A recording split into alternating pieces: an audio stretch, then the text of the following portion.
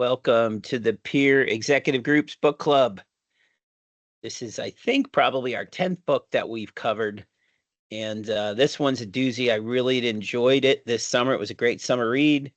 And so we thought we'd put 4 pieces together. Each one of these will be, 15 to 20 minutes, and you have access to it.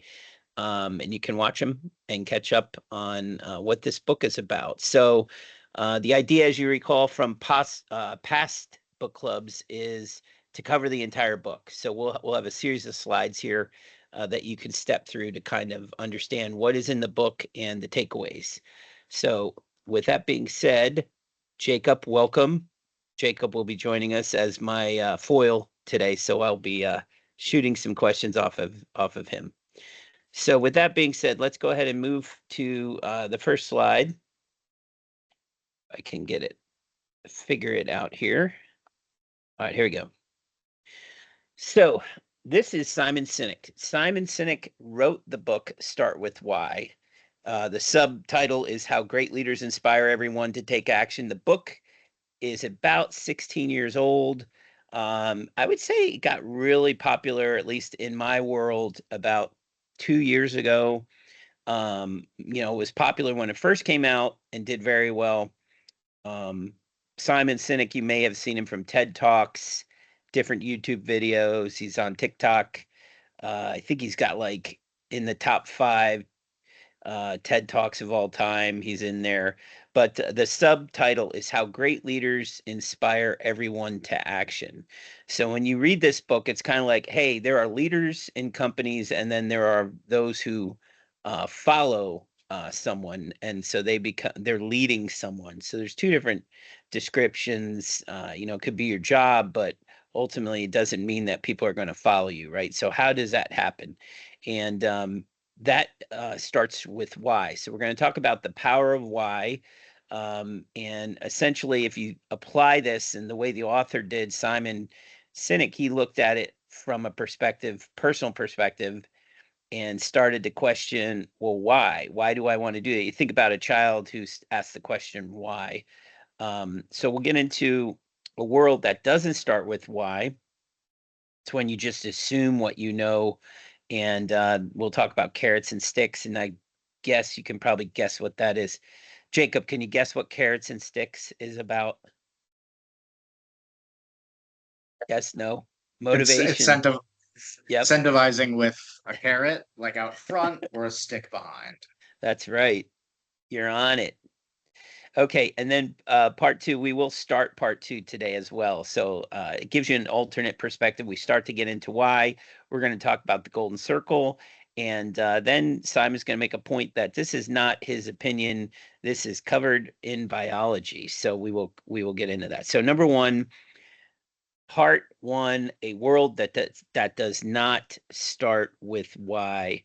The power of why is the most important. You have to recognize that it's a naturally occurring pattern. So it's not like just leaders are born, this person's inspirational, I'm going to follow him.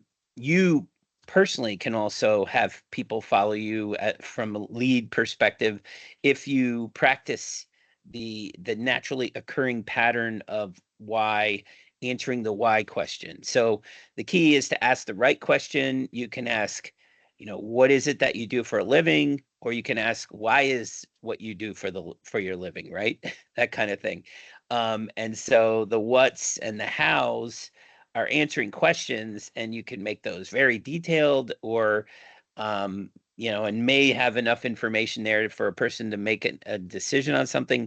Or you can ask why, and that will probably summarize in a couple sentences why they are doing what they're doing. So first example we read in the book is the story of flight.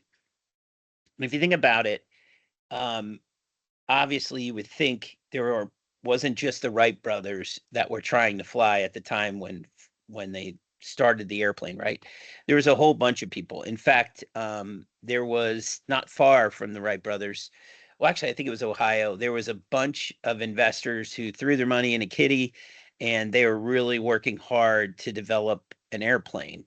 And success or not success, people remember the Wright brothers And the reason why they remember the Wright brothers is because of the passion they had to fly. So keep that in mind, that passion is a key word that you will hear throughout this book. He then goes on to talk about personal computers and Apple versus the world, right? So, obviously, Apple wasn't the first one to create a personal computer. They're not the last one. Apple wasn't the first one to create a cell phone. They're not the last one.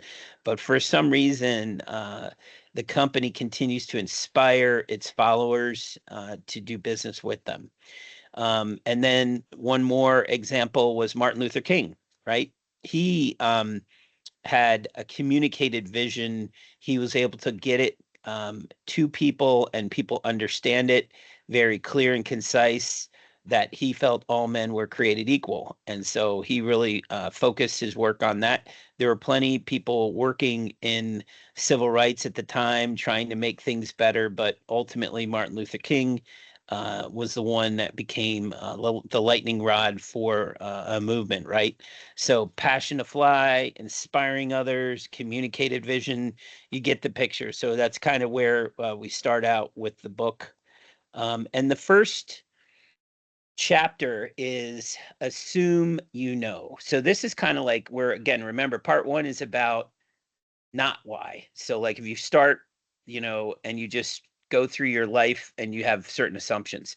So this particular first one, I really enjoyed. It was uh, essentially a quick story that identified. Yeah, here I'll read it. It says, on a cold January day, a 43-year-old man was sworn in as chief executive of his country.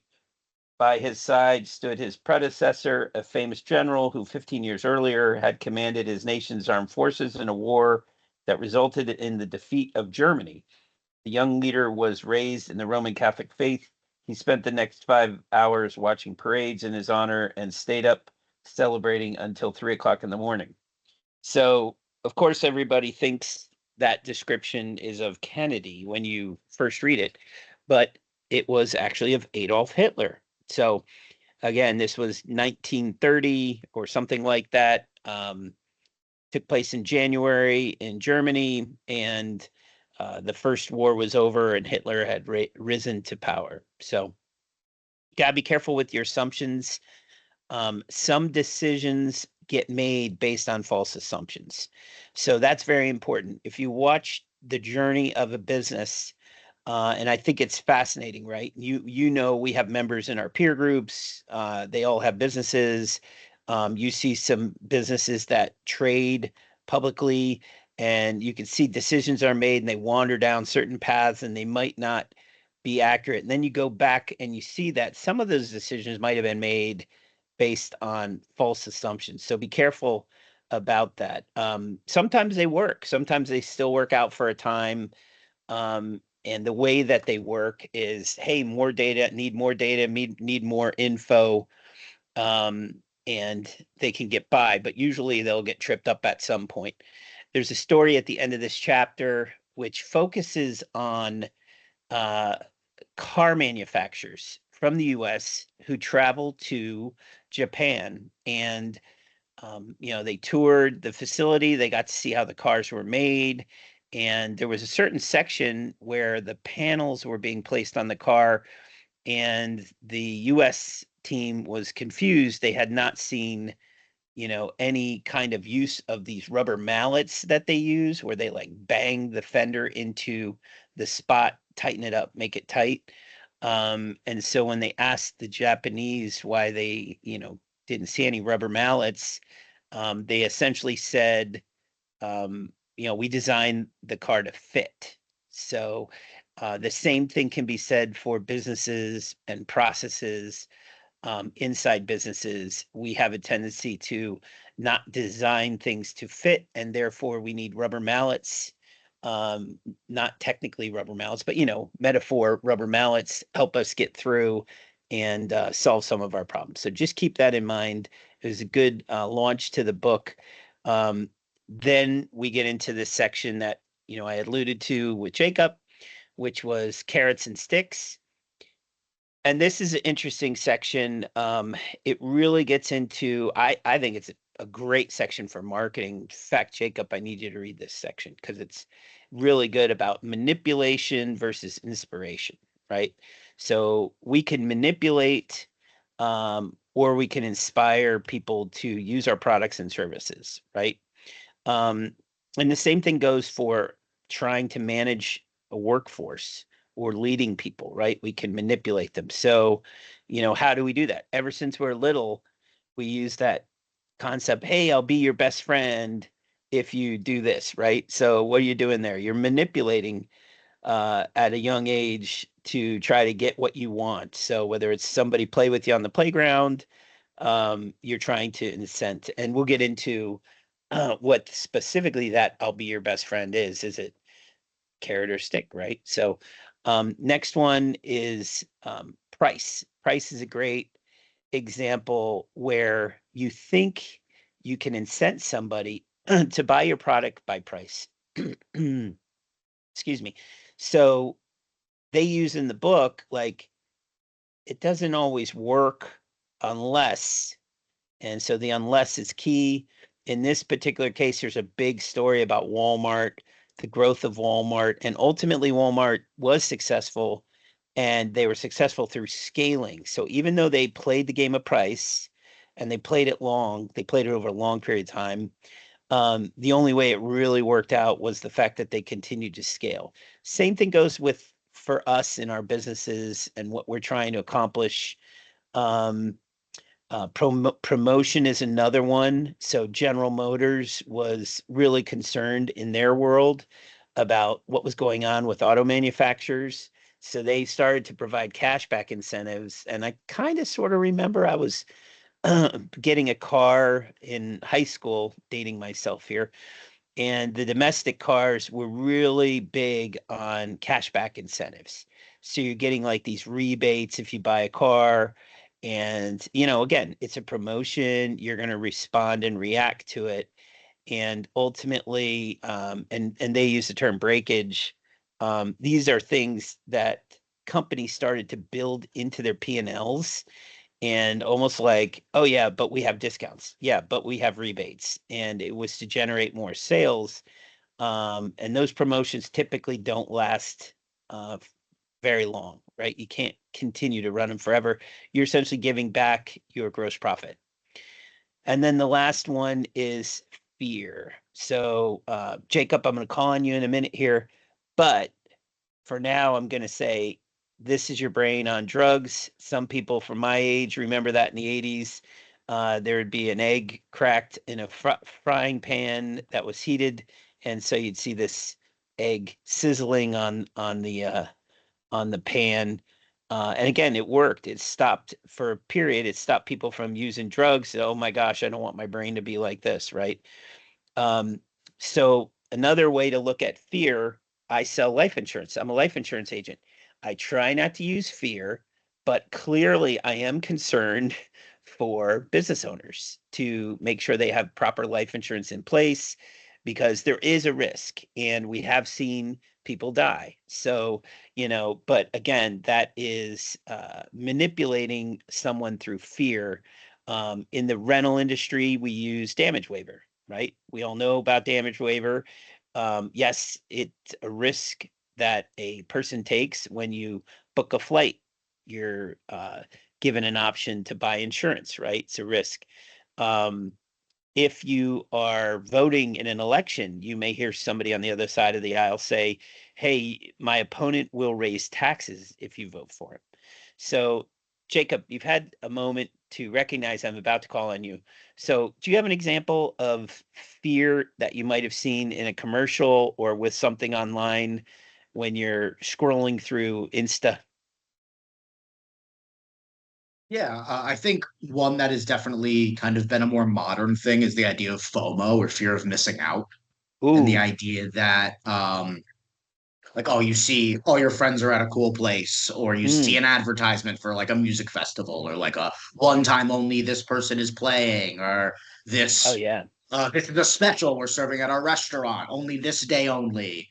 Like, if you want to no, try yeah, it, there's the fear of, of like, oh, but what if it is the next great thing or the next epic thing that was only there for that short amount of time? And if you weren't there, then you got nothing. So I think it's one Absolutely. that's kind of popped up a lot in the more kind of in the last decade as kind of like a more of an idea than like when you have fear, like for example, brand on drugs or life insurance or my opponent will raise taxes, those are very much like a this to that kind of very obvious of like, oh no, this will impact my bottom line, this will impact my Hmm. life. Whereas the FOMO is like it taps into the anxiety inside of like, oh, I don't know, but what if it could be? Correct. Like absolutely, you're nailing it. And frankly, anybody who's picked up their phone and started scrolling, there'll either be something that's got a pretty decent price tag on it and it's pulling you towards it, or there's kind of like as Jacob shared, the fear of missing out. I want to act now, don't want to miss the deal, that kind of thing. So absolutely ways to kind of accomplish things. Now take all of these, and I keep using it from a marketing standpoint, but think of it in terms of leadership. I mean, you certainly can start to play this game a little bit from a leadership perspective. It doesn't mean that they're tying into you. It's kind of transactional, and we're going to talk about that next. So, aspirational, short-term response to a long-term desire. So, aspirations, you might be like, I want to lose weight. I've been wanting to lose weight for years, right? So, you may look from a perspective of somebody might promise you something that says, hey, we can, I could give you Ozempic and you can lose your weight like that. And it's not going to, it'll be off within a matter of weeks. And so again, it's a short-term response to a long-term desire, has potential risks, has potential consequences behind it. So you need to worry about that. Another one, another great one. I'm going to the dentist tomorrow. Excited every 6 months, got to do it. And the peer pressure thing, right?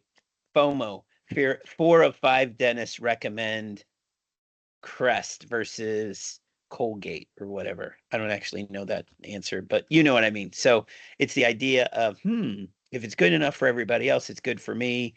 Another one is innovation, novelty, right? So cell phones, I love it. Every 6 months, every year, there's a better camera on a cell phone. We might as well call them cameras now and not call them cell phones.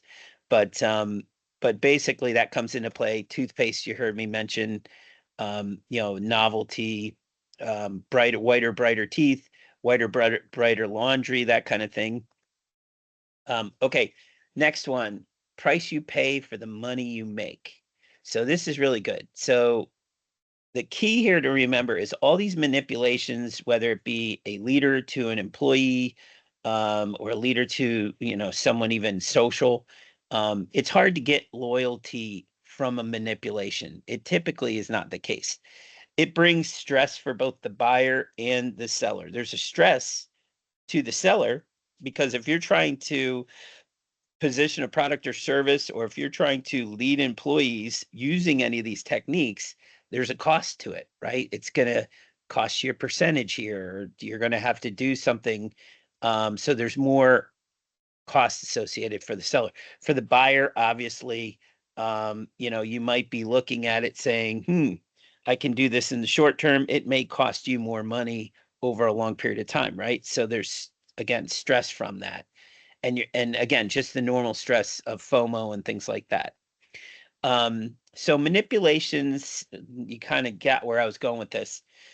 Manipulations lead to transactions, not to loyalty. So a great example is of loyalty, by the way, is I remember this 9/11, 2001 happens. October was our first peer group meeting ever for the Premier Group. So we're getting ready to meet. We decide we're meeting in Arizona. Oh my gosh, guess what? We got to get on planes, and planes aren't particularly comfortable. They're barely working at this point because they don't have any revenue for a period of weeks after the incident. And so Southwest Airlines, interestingly enough, they were getting checks and letters in the mail from their longtime customers basically trying to keep them afloat, right? So, in the long run, getting a $200 check from a customer is not going to keep you afloat, but it was really clear that there was loyalty to that brand, and so people were responding in that manner. And again, lots of times the manipulation does work for a while, um, but it doesn't necessarily make it right, right? So if you think about, gosh, I forget the name of the movie that outlines the economic crash of 2008. Michael Lewis wrote the book. I can't remember, but Big Short. there you go. The Big Short. Good job. So The Big Short was a great example of people being manipulated, right? They're basically, oh, these mortgages are fine. Just wrap them up and put them into this pile. And then, ooh, that pile looks pretty ugly. Let's wrap those up and put them in this pile. And so they just kind of basically kept shielding these really, poor financial instruments and ratcheting it up and representing it in a way that was manipulative, and people all reacted to it. Like, I don't want to be missing out. I need a second house with a mortgage, da da da. And then eventually it all came crashing down. So that's an extreme example of what that is about. But that's really good. That's the first section of the book. It covers a world without why, and then we get to part 2. And now we have an alternate perspective on the world, right?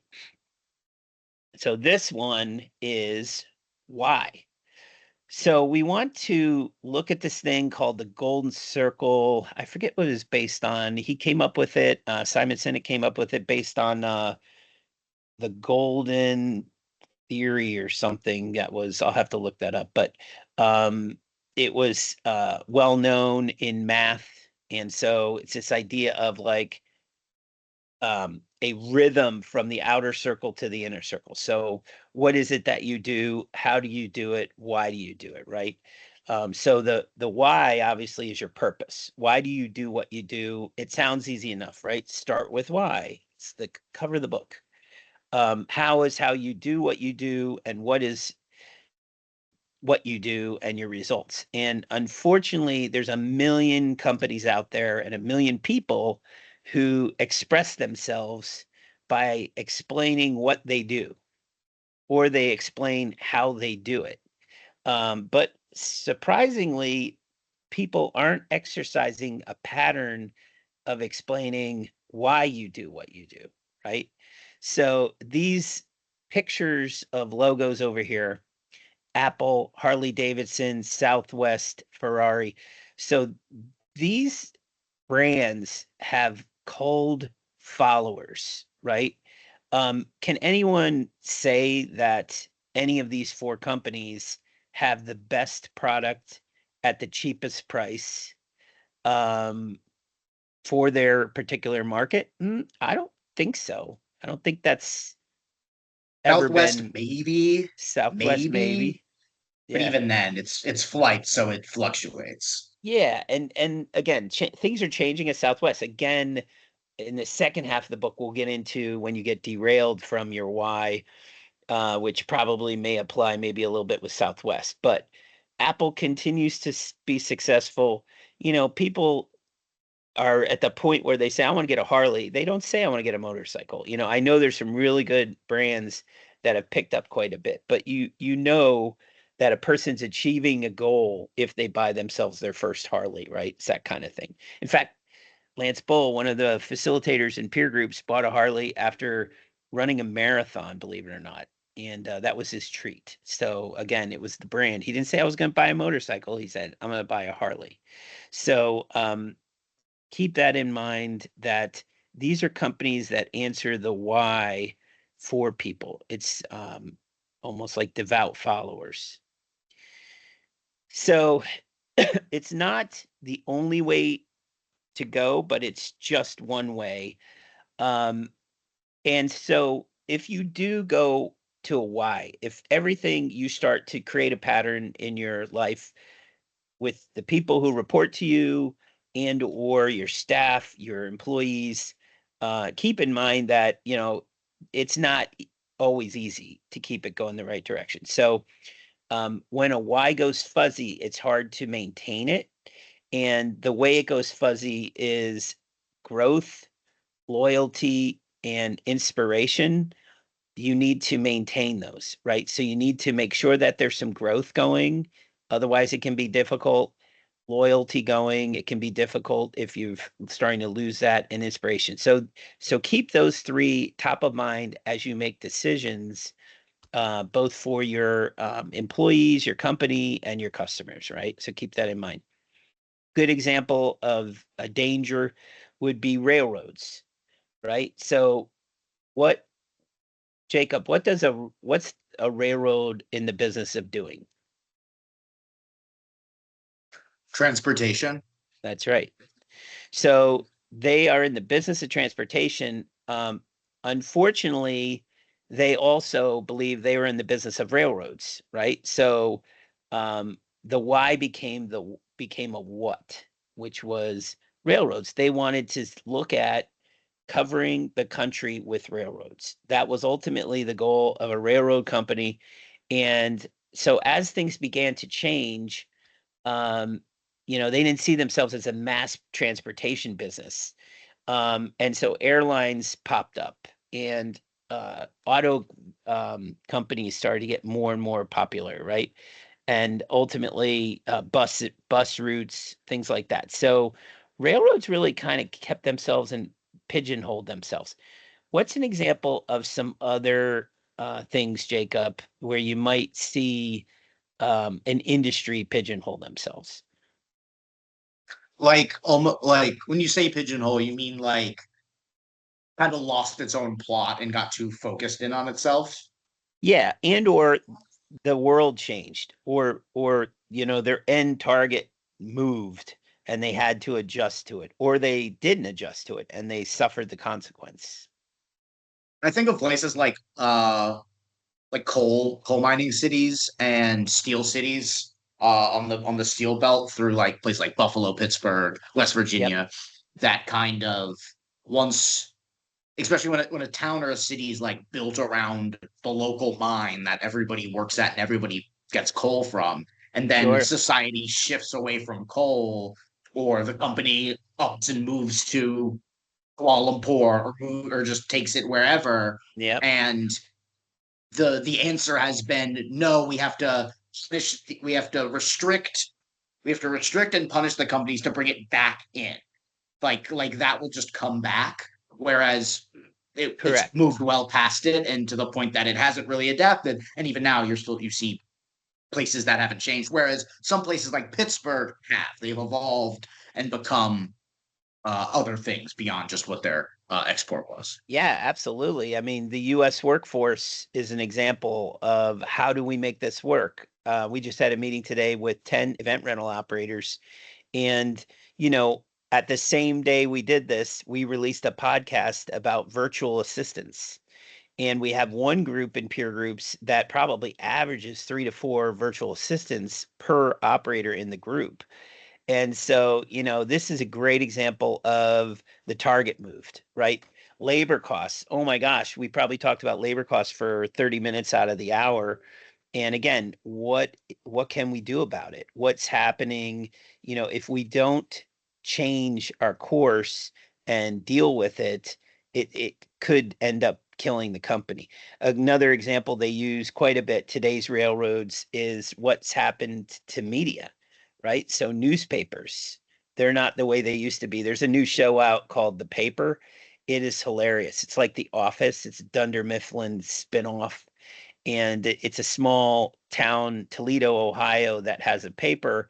And it's essentially they're just plugging and playing off of the wire, grabbing different stories, and ultimately they're like, oh no, we're going to go back to square one and we're going to do local news reporting, right? That kind of thing. But newspapers have been killed. I knew a lot of people that worked in newspapers over the years, and the jobs went away and did not come back.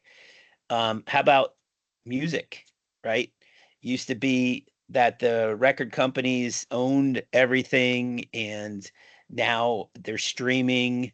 There's streaming platforms. A lot of them never moved quick enough to the streaming world. And certainly there were new startups that came into that world. So, again, why are you doing what you do versus what you do or how you do it? So that's the key, is to make sure that you clearly understand, like, what is your passion? What is your why? So think about what your why is. So we're going to finish up here with just the last chapter in this section, which is essentially saying, hey, this is not his opinion. This is biology. And he talks about the Sneetches. And I'm not going to waste, I'm not going to try to read the Dr. Seuss. I'll have you guys Google it. You can look up the Sneetches. But essentially, if you look there closely, those Sneetches have a green star on their stomach. And there were people walking around without this green star. And so, oh gosh, what's his name? McElroy or Mac something. I'm never going to find it in time. But there was a character, Patty McMcElroy or something, getting his name totally messed up. But he said that he would sell you a star for $3. So again, it was the FOMO situation. People were responding, "Gosh, I want to be like them. I want to have a star in my belly." So again, it's a manipulation happening. Guess what happens in the story? I'm guessing it doesn't end well. So we'll have to pick that up and read the entire Sneetches book. Not going to be covered in our book club, but you can certainly find out how that ends. But again, not a good ending for anybody trying to manipulate. So we operate with FOMO, need to belong. We're drawn to people who communicate their beliefs. We just saw that last week with the unfortunate death of one of political person in the U.S. Same thing, communicates his beliefs, has a ton of people drawn to him, right? Gut decisions don't happen in your stomach. That's an important note. We're going to talk about this neocortex, which, again, if you think about the circle, the golden circle, neocortex is on the outside of the brain, the limbic brain is inside.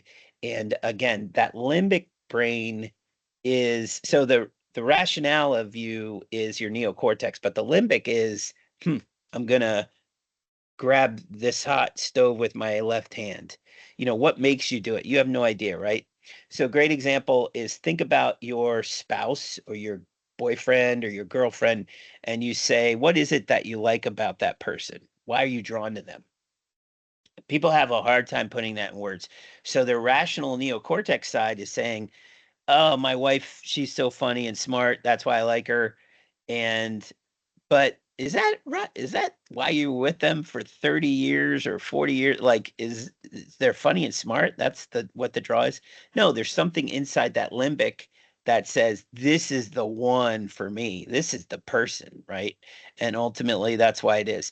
Also, it's what you can't see that matters. So when you say, they were doing some market research on detergent, and it's like, oh, how do we make our whites whiter?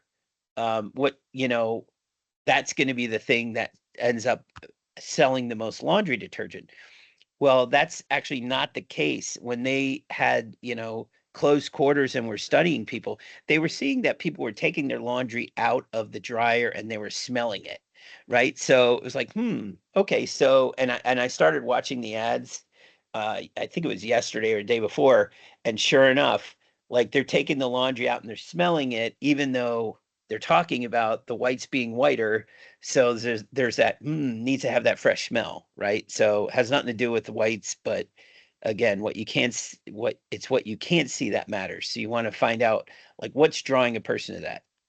And lastly, remember that they don't buy what you do, they buy why you do it. A great example inside peer groups, and I'll probably get in trouble for this, but I will say that we have a number of members who felt like being in a peer group has kind of changed the trajectory of their life, and that they were able to improve their business and in some cases exit and do very well financially, retire well, in a good way. And I can honestly say that those are what we call true believers.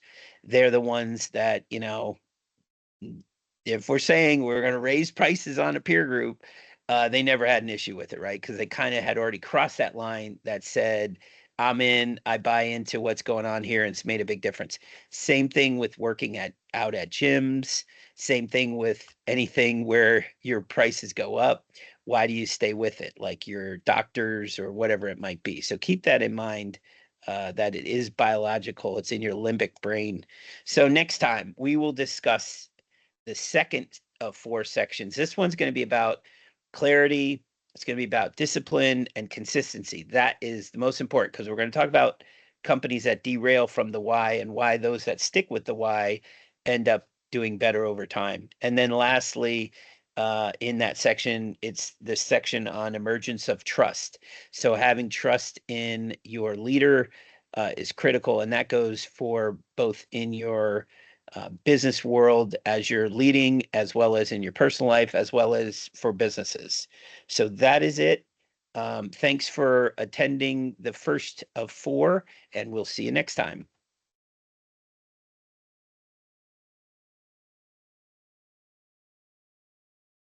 All right, so Noah's gonna have to edit that last part off, but I think we're It's still good. recording. Yeah, stop recording. So I tried to do it inside 30 minutes.